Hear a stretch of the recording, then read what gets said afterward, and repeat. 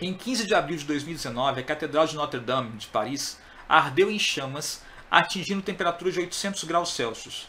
Estima-se que na construção da catedral foram empregadas pelo menos 300 toneladas de chumbo. Material usual à época, o chumbo é um metal pesado com elevado potencial de contaminação em altas temperaturas. Sabendo que o ponto de fusão do chumbo é de 327,5 graus Celsius, não é tão alto assim para o metal, né? E seu ponto de ebulição é 1750 graus Celsius, identifique a curva que pode representar o histórico da temperatura de uma porção de chumbo presente na catedral ao longo do incêndio, bem como o fenômeno corretamente relacionado ao potencial de contaminação. Galera, e aí atenção para uma coisa. Essa questão é um exemplo que ele pode explorar muito esse ano. Ele perguntou duas coisas em uma questão só.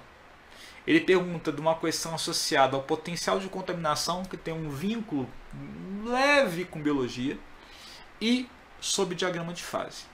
Primeira coisa, vamos ver aqui. O incêndio atingiu 800 graus Celsius. E aí tem um ponto legal para você entender. O ponto de fusão do chumbo é 327,5 graus Celsius. O ponto de ebulição do chumbo, segundo ele me falou, é 1750 graus Celsius. Eu gosto de fazer o seguinte nesses casos. Eu traço umas retinhas aqui, ó, e localizo agora qual a temperatura que eu vou chegar. Cara, ele só vai chegar a 800 graus. Opa, 800 graus. Então, se eu tenho isso aqui, a fusão é o que separa o sólido do líquido e a ebulição, o líquido do gasoso. Então, a 800 graus eu só chego no estado líquido. Eu vou ter mercúrio fundido. Eu não vou ter vapor de mercúrio, tá? De maneira clara e evidente.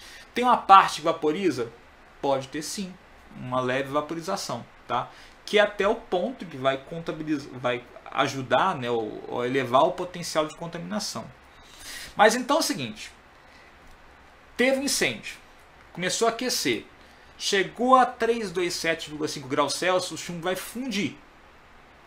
E o que acontece? Se o chumbo é uma substância simples, como substância, simples não, desculpa, pura, melhor dizendo, ele tem que ter ponto de fusão e ponto de ebulição constantes. Aí, se eu for olhar com calma aqui, bicho, tá tudo certo, porque eu tenho sempre platôs, tá? Se fosse variável, durante a mudança de fase, eu ia ter uma leve inclinação. Em nenhum caso acontece, então isso ele passou ileso. Só que peraí, eu aqueci, fundiu, beleza, chegou num ponto que vai estabilizar a temperatura, vai manter-se líquido, e depois vai resfriar. Vai resfriar por meio da água dos bombeiros, enfim, do próprio processo de cessar o fogo, até o ponto que ele vai chegar de novo a 327,5 graus Celsius e vai solidificar. A fusão e a solidificação acontecem na mesma temperatura. Esse é o ponto-chave. Só tem uma situação que atende a isso aí, que é a letra D. Ó, aqui está sólido. Aqui na mudança de fase ele fica sólido e líquido. As duas fases coexistem. O chumbo fica líquido logo depois. Tá? Mantém-se líquido a 800 graus. E aí resfria esse líquido até 327 graus Celsius, onde vai ser sólido líquido. E depois ele vai se manter no estado sólido. Esse é o ponto essencial. O crucial é você sacar que esse 327,5 graus Celsius é a temperatura em que ele vai estar aqui mudando de fase. Isso não vai mudar se for no aquecimento ou no resfriamento. Já acertei a questão, não tem como ser outra. A outra pergunta que ele fez então fica mais evidente, e é uma pergunta mais difícil, pô, mas ele não chegou na ebulição.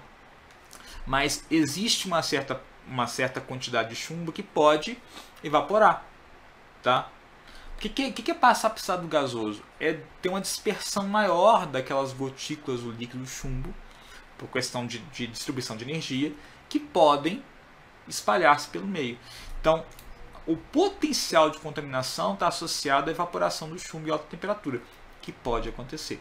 Quanto maior a temperatura, maior o potencial de contaminação, porque maior a chance de evaporar, obviamente. Então, letra D atende nossa questão numa boa. Beleza? Uma questão, de certa forma, easy, diria eu.